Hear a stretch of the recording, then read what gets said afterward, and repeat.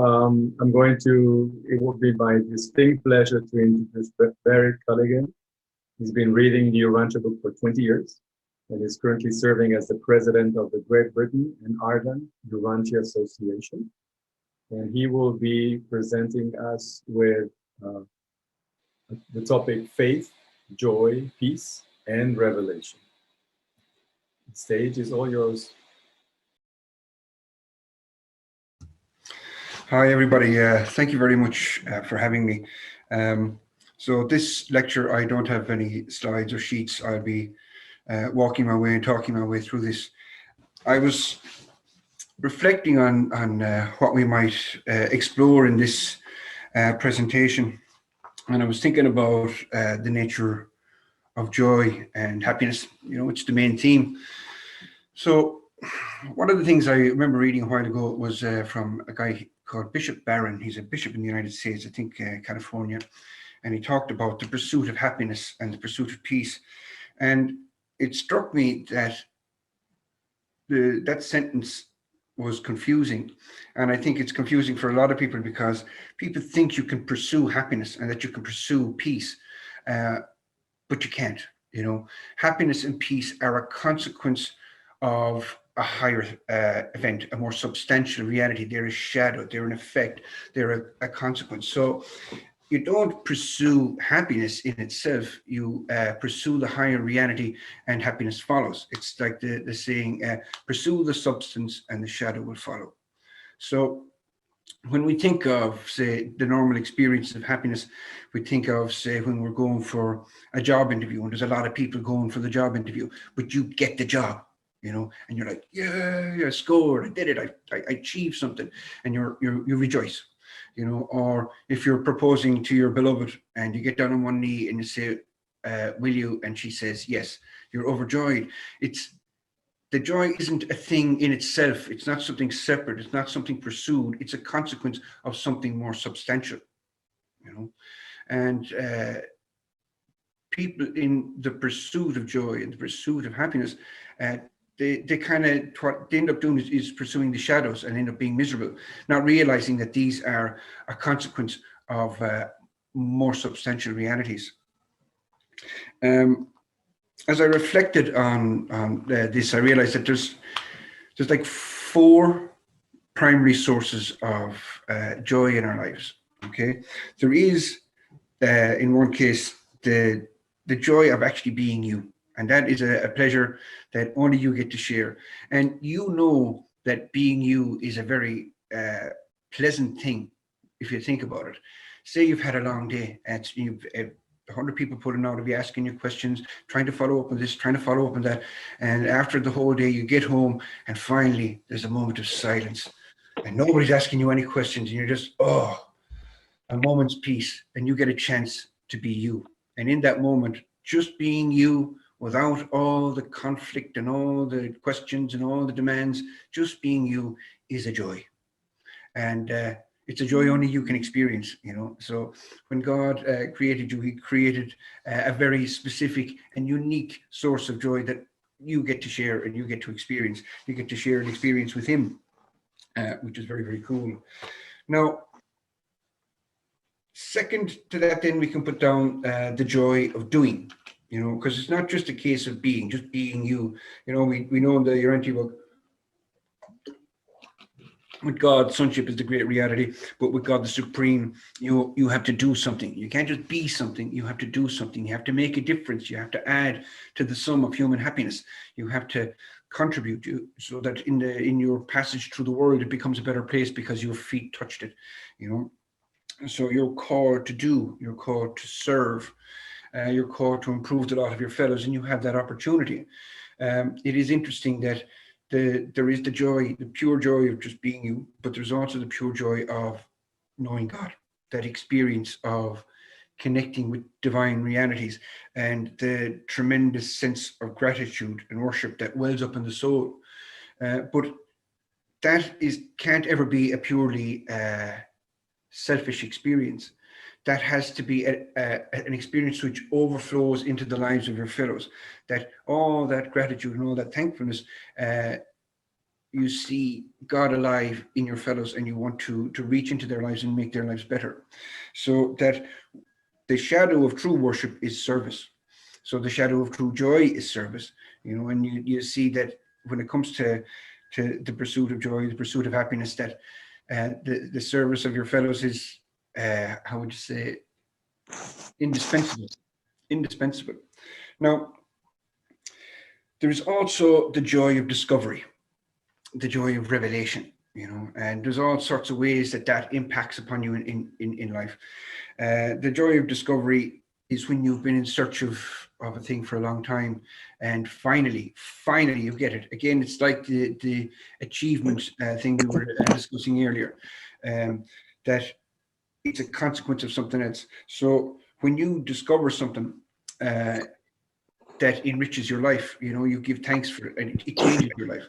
Now, the experience of revelation is a very interesting one, because the only thing that changes in revelation is the person who experiences the revelation. Okay, so for example, Isaac Newton once upon a time was sitting under a tree, and an apple popped off his head, and in that moment he had a flash of insight, a moment of revelation, in which he was able to correlate acceleration with mass and time and speed.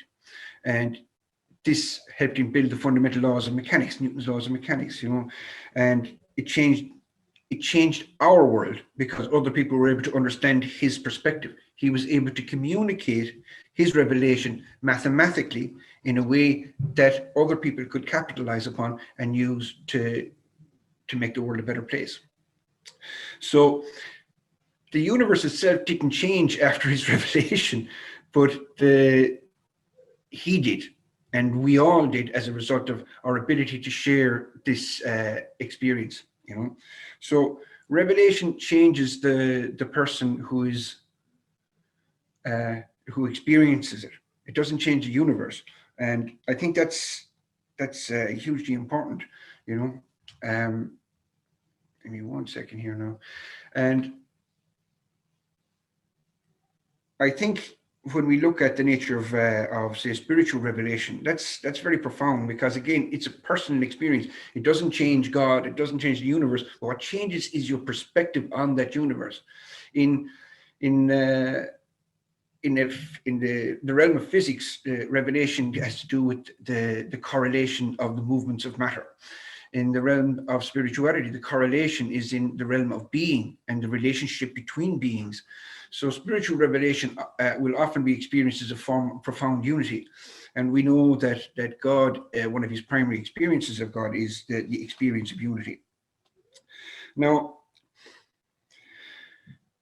when one finds something like the Urantia book, it's only a revelation in the mind of the person that finds it, because it's able to correlate distinct things, distinct dimensions of life. The same thing can happen with the Bible or with the Upanishads or whatever. It's down to the individual and their experience of how that revelation correlates different dimensions of reality.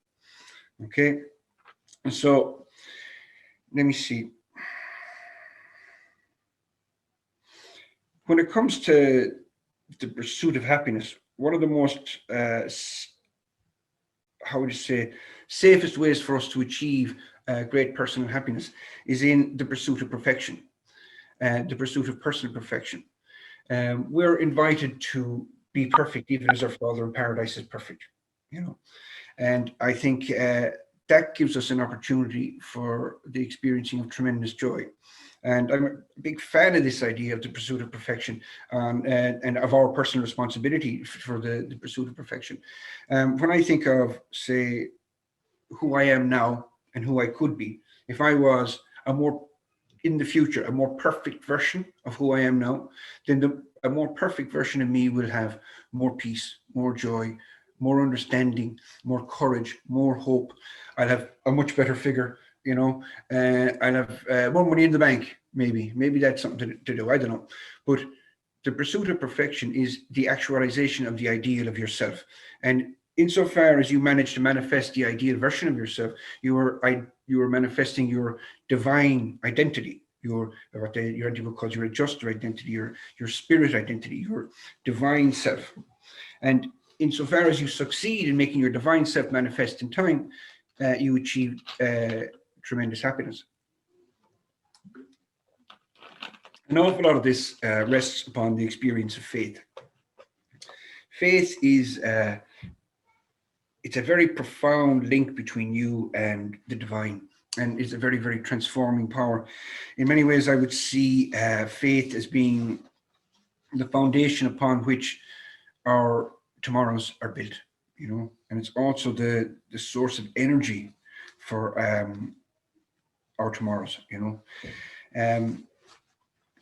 Faith involves a trusting relationship and a changing relationship. Faith, insofar as it involves trust, involves risk. It also involves change. You can't, if you trust somebody but there's no risk involved, no chance that you could lose, well then that's not really a relationship that involves trust. And when it comes to the relationship with God, there is a trust. You have to trust that what he recommends is worth pursuing. So he recommends that you choose to be perfect, and he invites you into that privilege of the attainment of perfection. He invites you into, through Jesus, loving one another as I have loved you. Jesus created this model, this ideal model in which we could pattern our lives, and we are invited into the experience of manifesting in time our divine identity, the actualization of our most perfect self. And that provides us with very, very profound personal rewards and changes the world around us insofar as we're transformed. Now, there's a thing I was listening to earlier with Manuela. She was saying about faith being a tonic for health. And it kind of reminded me of something. I remember a documentary I saw once upon a time called The Great Leveler. Really, really cool documentary. And it's about the two most studied primates in the world, and the baboon and the civil servant. And in this study, they looked at how the life of the civil servant and the baboon correlated. There was parallels. They both lived in a hierarchy. There was in the center of the community, there was the alpha males and alpha females. And as you moved outwards from the alpha, or downwards from the high point in the social hierarchy, you moved in terms of relative importance. So the people on the very outskirts, or the personalities that were on the very edges of society, they were the poorest, the most vulnerable. And the guys in the center were the most powerful. They were the alphas. And they checked out the hearts of these individuals. And they noticed that even though they had a diet of burgers and chips, which is what they were feeding them as part of this experiment, that the alphas had incredibly strong hearts.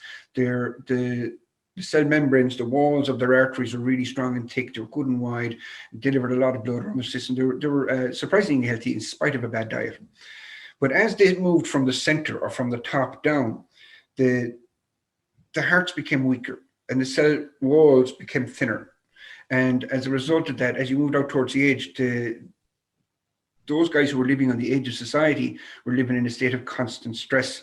And this stress, it would appear, had a terrible effect on their metabolism. It made the cell walls very weak and left them prone to heart attacks and illnesses and all sorts of unpleasant side effects.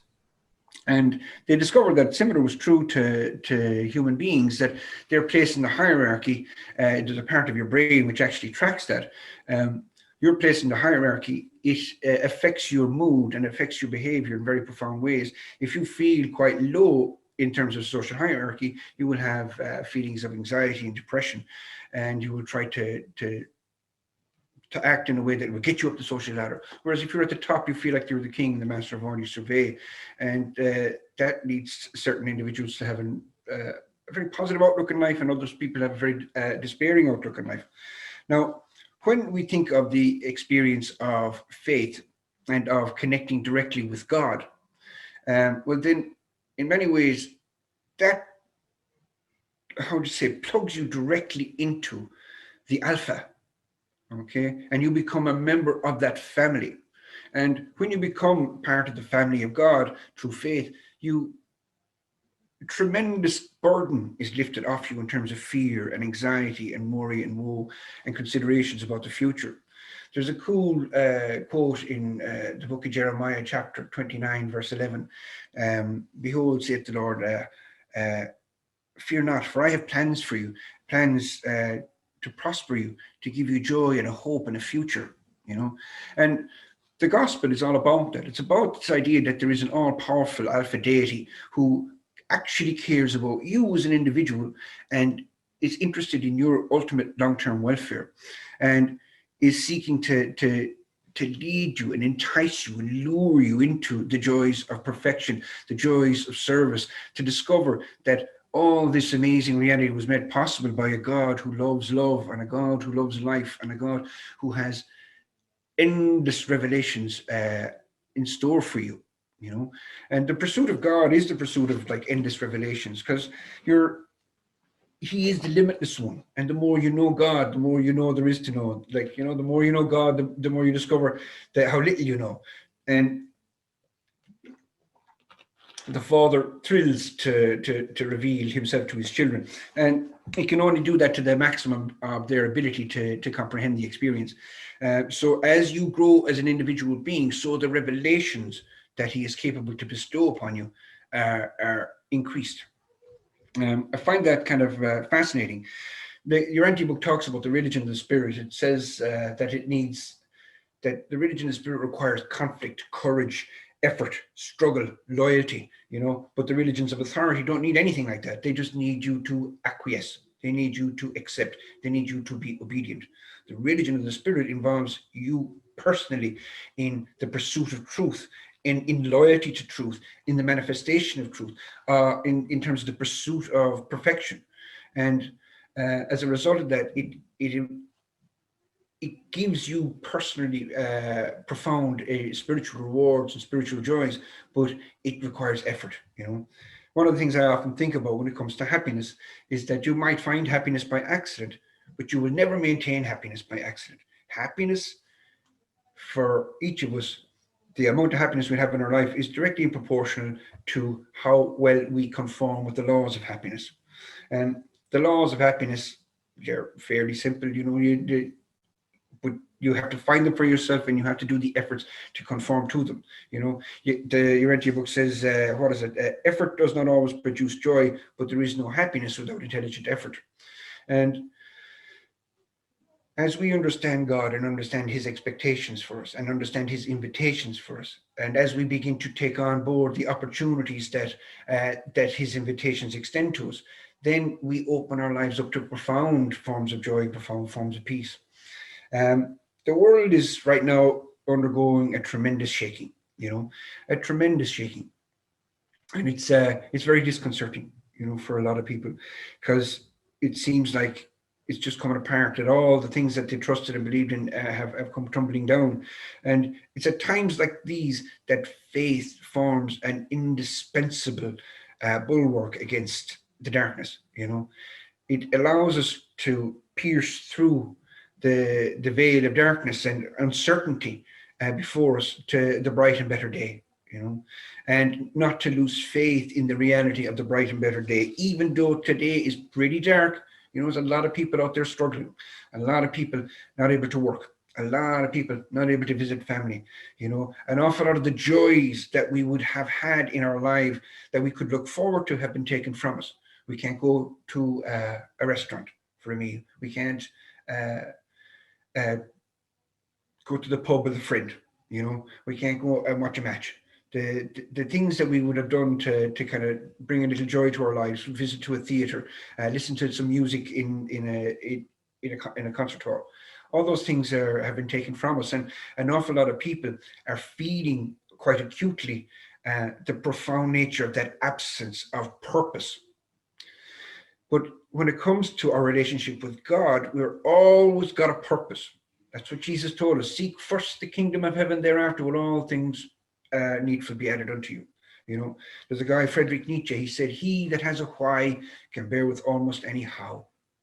And in the absence of a why, a purpose, your life has no meaning. It's just disorganized. You need a purpose, you need a focus to regiment and organize and focus your existence. And when it comes to what's happened in the world now, an awful lot of the simpler joys and the simpler purposes have been taken away from them. And this is remarkably painful for so many people.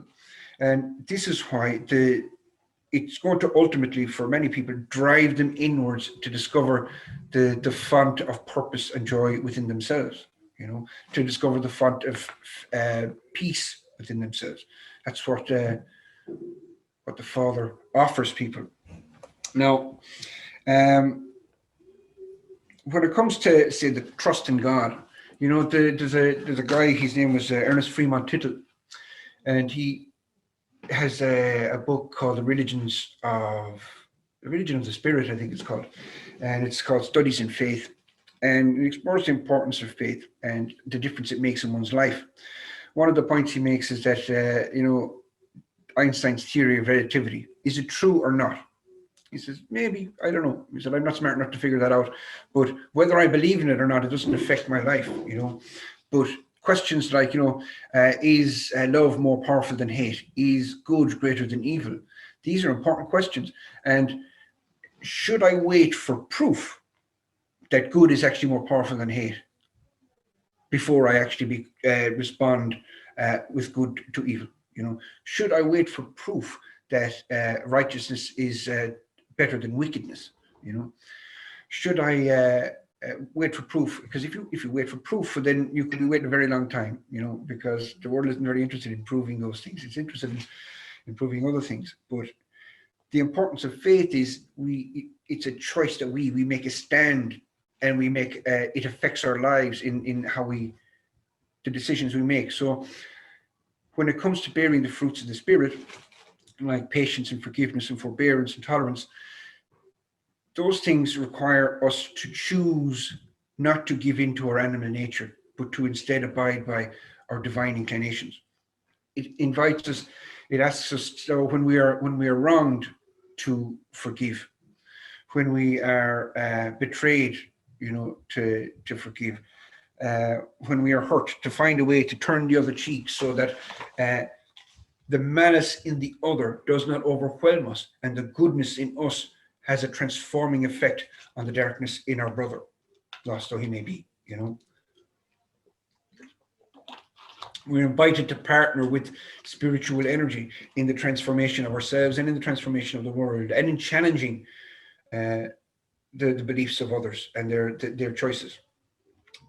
Like, for some people, according to the wisdom of the world, if somebody punches you in the face, well, then you should punch him back, show them who's boss. But that's like an ego-driven domination game, and that's kind of like what I call biologic, the logic of the flesh. I'm more interested in what I would call pneumologic, which is logic of the spirit. And the spirit isn't interested in domination. The spirit is interested in service. So when a brother attacks you, the spirit's inclination is like, what can I do to make his life better? He's attacked me. I don't need to hold on to the bitterness. I don't need to hold on to the resentment. I don't need to hold on to the hurt. And that's hard to do. That's part of why the religion of the spirit requires effort, requires struggle, because you have to overcome the belligerent animal self, the selfish self, the egoistic self, the one that wants to dominate, and the one that resents being humiliated and embarrassed. That the divine in you is greater than that, and the divine in you will lead you to greater dignity and greater happiness.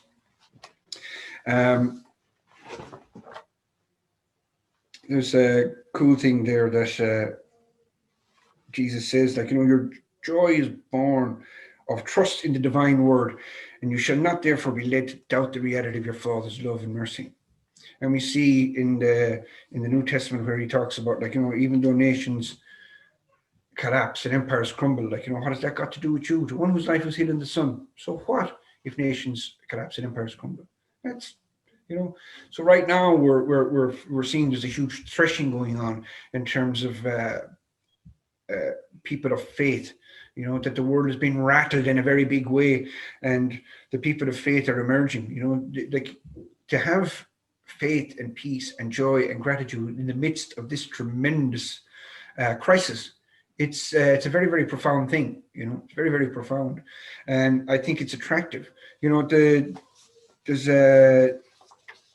the belief or the faith of the believer should challenge the doubt of the unbelieving materialist. That's one of the things we're told, like, you know, that our faith should be like the fact that we can walk around with courage, with hope, in selfless service towards our fellows. That's quite profound, and that's quite challenging to people who've spent their lives engaged in selfish and materialistic thoughts. So like, what is going on with this guy? How come he's not this and angry and bitter and resentful and whatever? You know, why is he like this? So that our faith should be a challenge to doubters, you know, to the agnostics and to the atheists, that we have a peace which surpasses all understanding, you know, which is unflappable, you know. So I think it's important for us to bear in mind that you know, happiness is not an accident, and it is a consequence of our ability to conform to divine ideals.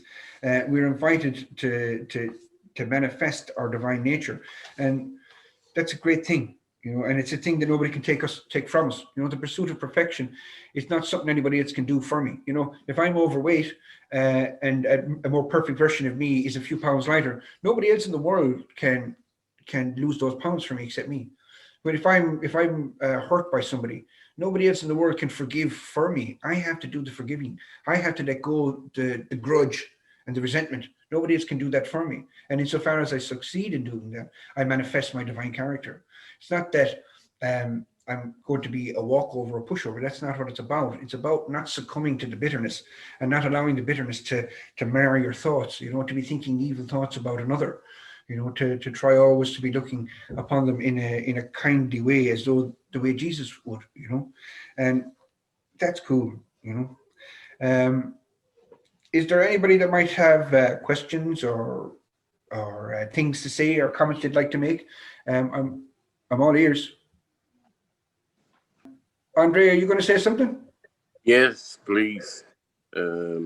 Barry, I like very much your subject about faith, joy, happiness, and peace. But I must admit, I'm out of breath to try to follow you. You speak so fast, and for me, English is my second language. Probably I succeed to get 25% of what you say, but it was so interesting. And I put some remarks listening to you. When you say all those things are not a portrait, it's more something like substantial. And I wrote, tension are constant influence in our life. Nonetheless, good and evil, or good or potential evil, are a good example. And among those tensions, we struggle to not ease the tension, but abiding with them, evolve to spiritual maturity settlement. Thank you, David. Thank you, Andre. Thank you. Is there anybody else that would care to share a thought or ask a question or move things along? I see David Henry has a hand up. David, how are you? Unmute yourself. I'm fine. It's good to see you here this morning, Barry. I always enjoy listening to you. Well, Andre, I've got something to share with you and the rest of you. English is my first language. And when I listen to Barry's talk or anyone else from the British Isles in that area, they have this cultural nomenclature, this way of speaking. They tend to trail off at the end of a sentence and kind of mumble the last word in there. It's just something that you see. And I've actually gone on YouTube and listened to a British educator talking about the different accents and whatnot. So You know, I know French is your first language. English is my first language, but I even have to struggle sometimes to understand Barry and others from Britain. So it's just kind of the way they talk, and you really have to pay attention, because oftentimes the last word in the sentence is probably the most important one, but they have this way of trailing off and kind of mumbling that last word really quickly. So, Andre, you're not alone. Another thing too is that last night, I think it was Marjorie Ray that kind of started things off, and you know, she talked about connecting with people and you know, send them a little message or something. And I want to say that I didn't do that because I'm kind of a computer fumble bum. And so I'm not real good with multitasking. So I never sent anybody a message. But I do want to say that I've been praying for Andre Ratatis. I see Andre's here. I don't know if he's hearing this right now, but I just want him to know that I've said prayers for him. Maybe some of you know, I know some of you know. Andre got an inoculation for COVID, and he's having a reaction to it. So he's not doing well at all.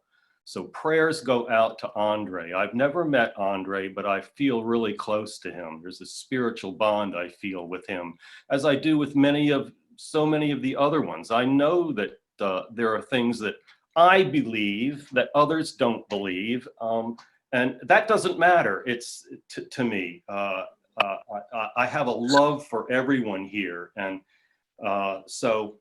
But I want to address, you know, Barry's comments here, and I just think this is a wonderful subject, and I love all your presentations, Barry, and yeah, you're pretty much, David. Spot on. You're spot on with all of this. One thing that I would recommend to people is, at least when this thing goes up on YouTube, you can slow down the speed. It's very difficult for me to speak slowly. Even right now, I'm speaking unbelievably slowly. That's okay. Right now, the horses are pulled right back. Yeah, but I do apologize. It's hard for me to maintain consciousness of how fast I speak when I get excited. But if it's on YouTube, you can slow me down, and I will speak really slowly next time, you know, and we'll see how it goes. I see that Carol Foster has her hand up here. I'd like to see what Carol has to say, if she could. Hi, Carol. Hello. Hi. I was wondering if you had this, what you said, written someplace on the website, because I came in late, so I didn't hear. Well, unfortunately, I was kind of winging it. I just kind of have a few points, and I was speaking on just the topics, but they will be, I think they will be available online on YouTube soon enough. Okay. I see a quote from Antonio. I'm already imagining Barry drinking Red Bull. He speaks so fast. But no, I don't really have notes. I just have like this sort of thing, you know. Okay. All right. I came in at the end, and I enjoyed what you said at the end, but I didn't know what the whole thing was about. I touched upon basically different types of joy: the joy of being you, the joy of worship, the joy of service, the joy of discovery, joy of revelation, and the joy of attainment, and how those multiple dimensions can come together to give you a joy-filled existence. So the joy of being, if I'm going to be simple about it, is just the joy of being you. After a long, hard day, and you finally get home, and nobody's asking you any questions, you get to flop on the couch, and just that moment of peace of just being you, with nobody asking you a question, nobody wanting anything from you. You know, there's a joy in that. There's the joy of contemplating the divine. The joy of knowing God, and of serving God, and of pursuing God, the joy of taking care of your fellows, of using the inspiration and worship that being a child of God gives you, that knowing God gives you, so that leads you to transforming service for others. There's the joy of revelation and discovery. Now, one of the things that I was meaning to talk about and I forgot to talk about is the joy of revelation in terms of music and art. You know, to me, music and art is a form of revelation. You know, it is the revealing of something that was hidden that only the artist can see. One of the things I was saying about revelation was that revelation is an experience of the individual. You know, the world doesn't change when you experience revelation, you change. You know, you see a correlation between things. You see the beauty that others don't see. And as that inspires you and transforms you, it leads you to act in the world in a certain way. And for me, like I write poetry, I write songs. I don't have your artistic talent, you know, but I do enjoy your art. I still have some down in my office. I'm not down in my office today because my kids are gone nuts. And if they see me downstairs, they're going to come in and wreck this interview. But yeah, so art is a way of revealing the beautiful, the mysterious, of making known the unknown. You know, you see Jesus talking to, is it Flavius, the Greek proselyte, I suppose you call him. He was a father of many. And but he had lots of works of art around the house, like, you know, and he was saying, why should I be bothered that you are have your house adorned with images that my father created? Because for God, like the artist reveals the art, but God creates the inspiration. He creates the ideal. When Michelangelo was asked about the statue of David, he said, the angel was already in the stone. I just had to remove That's right. the chip away the stone to bring him out. And the artist, I think, is how do you say, a conspirator with the divine in the revelation of beauty, you know. And they talk about how the spirit sometimes engages with us when we're engaging in creativity, you know, to try and imbue our creations with divine meanings and spiritual values, you know. So for me, art in itself is one of the primary ways in which the divine communicates its majesty, you know, the majesty that's often hidden from us, you know, but which the artist is able to perceive, and through their inspiration and talent able to share with the world, you know. And in that is a form of joy, sharing that. You know, I often see your posts when you've had the exhibitions, you know, and the stuff is so well received, you know. It's like, and I know myself, that gotta feel awesome. You know. Well, it's fun. Well, we communicate. We use our art to communicate, and it's through the celestial meditations that I don't know how to describe it, but it's a communication. It's celestial guided, in my opinion. For me, I don't know about everybody else or if they would say it that way, but for me, it's definitely a flow. I mean, it's not me separate. I'm part of a flow. And then I've had people who go to my shows and they tell me that they can feel that. They can, when I have a show of just my work, a friend of mine told me that she was surrounded by my art, and she says she felt such a peace because, you know, what I do is very mellow. You know, it's quiet.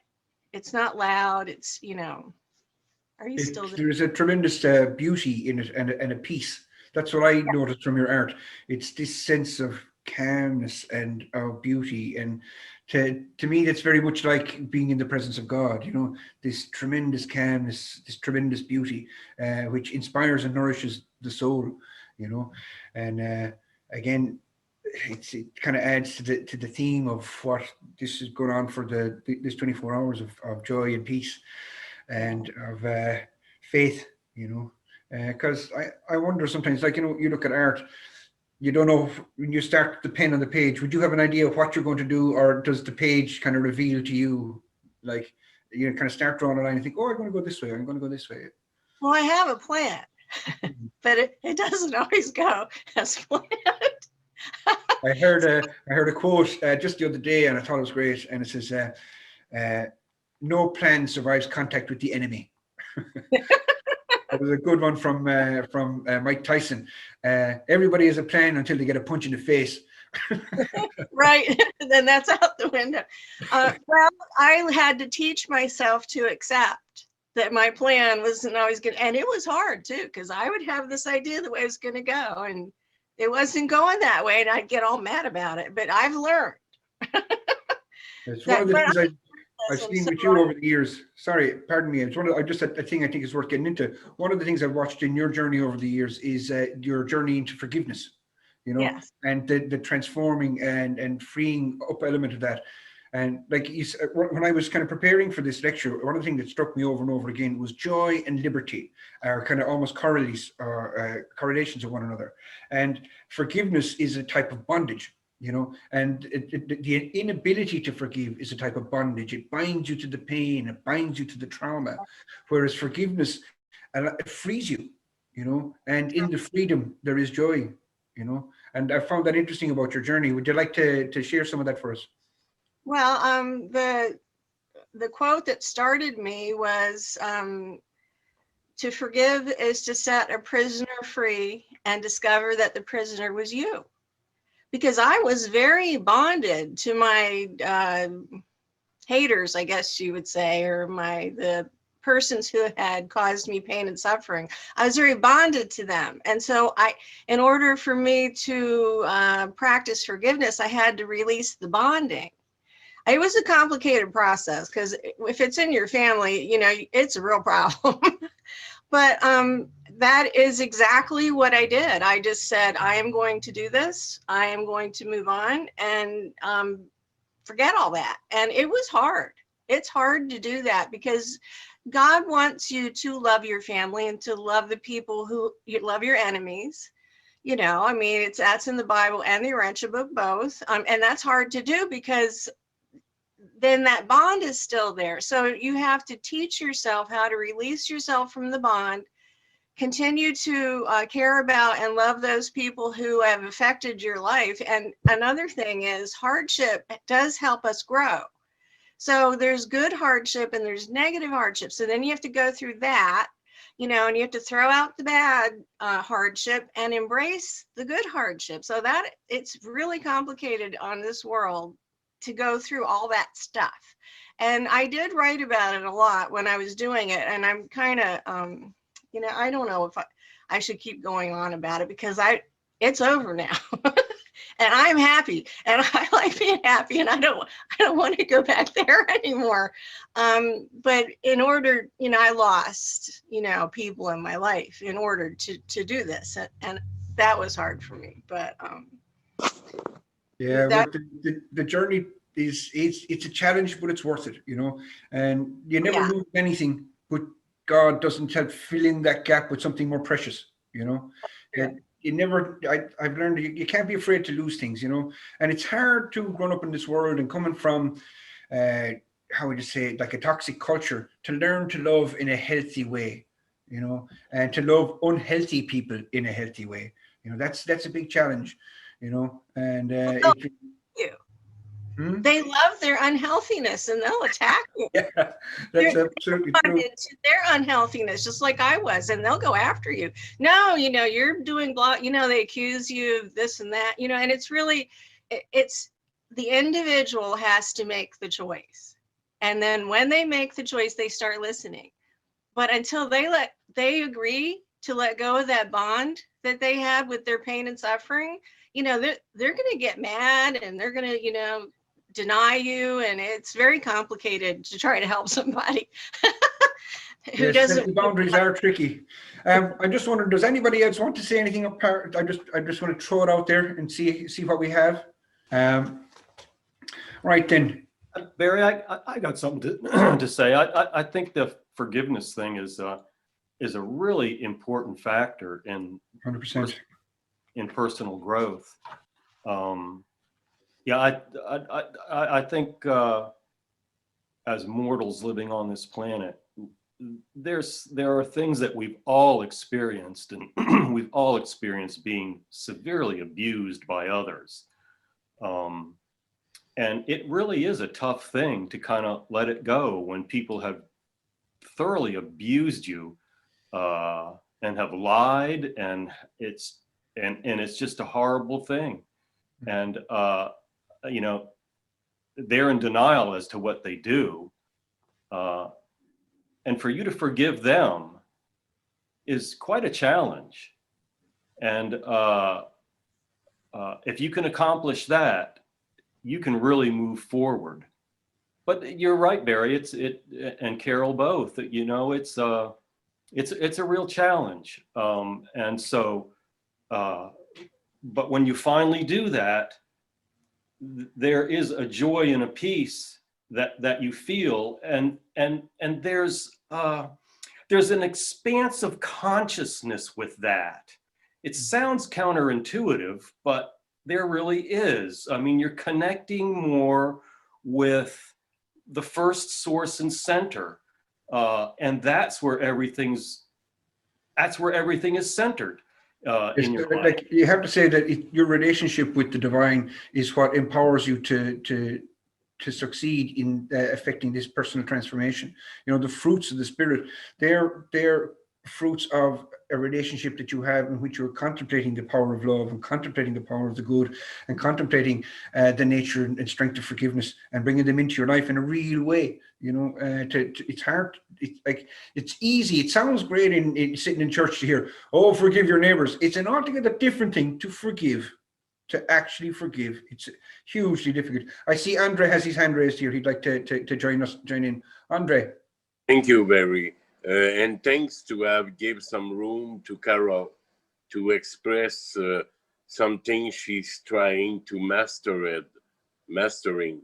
And as I am right now on the forum, I am hungry, I am starving to succeed, to mastering, to forgive. And listen to me, I'm all ear and I'm open. If Carol have some cue, some lecture to send to me or anybody, I will appreciate it. Thank you, Barry and Carol. Cool. So, Carol, you have a ministry opportunity there for you. Andre's looking to find his way, so. Well, I don't have it organized anywhere, so I guess I should do that. Well, a conversation certainly. Barry, can I say something? Oh, hi, David. How are you doing? Hey, brother, how are you? Good, good. How are you? I have a season of forgiveness. Usually what happens with me is that, like, I get a bank account of resentments, and they build up. You know, it's like things I don't understand. Why do they do that? What's going on? You know, and then it just builds up one thing after the other. A lot of times in the past, forgiveness has kind of just dissolved itself. But I noticed that there was, sometimes I'd be forgiving not only others, but obviously myself mostly, for things that happened over a period of a very long time. Things which I've been nurturing, you know, my hopes and fears for even decades, not only just decades, of lifetime. So stuff that I thought, oh, you know, I'd have to have gotten over stuff from my childhood. Still, as I get to the age of 50, I could sit there for, sometimes life would just grab me and I'd spend a whole day just sitting there alone, silent, in communion, brooding in this strange space, thinking about the whole meaning of the chapters of my life and the seasons of my experience. And not only that, but like harvesting the wisdom of the seasons of my life is usually this thing where I have many harvests over a field of endeavor. And those harvests come decades later, you know, so I just want to put that out there that you know, you look in the short term, it's like, yeah, all right, you know, like Barry, look, I say something rude to Barry online and Barry goes, David's such a, and then I go, oh, you know, I have to love him. He's an awesome guy, actually. He's pretty cool. So we just got to smooth it over, smile, and you ignore it and you realize it's all worth it. You know, you love each other. And I've learned to be a little less crude or coarse or whatever. But then there's the big stuff, the big forgiveness, the big understanding, the big harvesting of the fruits. And like these, like as far as I can see it, and I know everybody experiences this because I see people doing it, they have these massive harvests which actually are bearing fruit from decades. You know, like I was a hardcore Buddhist for 20 years. I studied Vedanta philosophy for 20 years. And I thought I have no idea what this means, but now I know exactly why I was doing what I was doing, but back then I had no idea. And now it's actually bearing fruit. Like I know how to talk to Buddhists and Vedantists about every single thing that they're experiencing from a Urantia perspective. So I've actually harvested that fruit. I think that's a good point, that very often we don't appreciate the value of our experiences except in hindsight. And we discover their values many years later, you know. Like I think like a lot of people in the Urantia movement, like I touched into every type of religion and thing out there, you know, so that when it comes to when you finally take on board the Urantia book teachings, I think a lot of people have so much life experience that they're able to, in a sense, speak in tongues. They can speak Urantia theology in Buddhist terms, or in Hindu terms, or in Protestant terms, or Catholic terms. You know, they're able to use the insights they've experienced and the experiences they've acquired to personalize their appreciation of truth and express it in a way that is appropriate to them and their life experiences. It is interesting the transformations that can occur. Like one of the things that experience for me is like I learned something a long time ago, that sometimes miracles take a very long time. You know, people tend to see a miracle like that. It's something that transforms immediately. Whereas I noticed that I had a very, very profound spiritual experience 20 odd years ago. God knows, it must be nearly 30 years ago. And I knew that night everything was going to work out. You know, I knew it was going to work out, but I didn't know how, because I was in so much trouble. I couldn't possibly imagine a better life. I couldn't possibly know that things would be better. But I knew by divine inspiration that it was going to work out. The only thing I had to do was not be an ass, you know, just actually be a nice guy. Stop lying to myself, lying to others, be honest, and do your best. And you'll be surprised that will lead to miraculous transformations. And over the years, like the pursuit of spiritual growth, like it teaches us that, you know, there's a thing, sufficient unto the day are the troubles thereof. Is the evil thereunto. Sufficient unto the day are the troubles therein. Yeah. And I think of it two other ways. Sufficient unto the day are the joys thereof. That we are today capable of experiencing so much joy, but as we grow, we can learn to take on, we can achieve even greater joys, you know, and eventually achieve joys in our lives which one time would have been inconceivable and which we might not even have been able to appreciate, you know. So I see that we're coming very quickly to the end of this episode, but David has his hand raised again. So David, if you want to wind us out there, we'll be ready to rock. Yeah, thank you. The Revelators, thank goodness, have shared an awful lot with us. And I think we should never lose sight of the fact that our thought adjuster and our seraphim who look after us, one of the things they do is challenge us. It's not making our lives easy. It's placing us in situations where we have to grow. And that might be uncomfortable at the time, but as David Haglund said, it was really interesting. I was so glad he shared that with us. I'm so glad he shared that with us, because you're right. One of the nice things about getting older is that you can look back over the decades and you can see how there were spiritual influences that put you in social situations, that you met people and you had experiences. You're really quite unaware of it at the time, but in hindsight, you kind of see the flow and the spiritual influences between your thought adjuster and your seraphim, and how they have challenged you. And the one thing they ask us to do is, hey, just cooperate with us, you know, cooperate with us. So that's me finished up now. My hour is covered. And I thank you very much for joining me and for sharing all your insights and your experiences. And I wish all the future presenters best of luck today. May the force be with you all.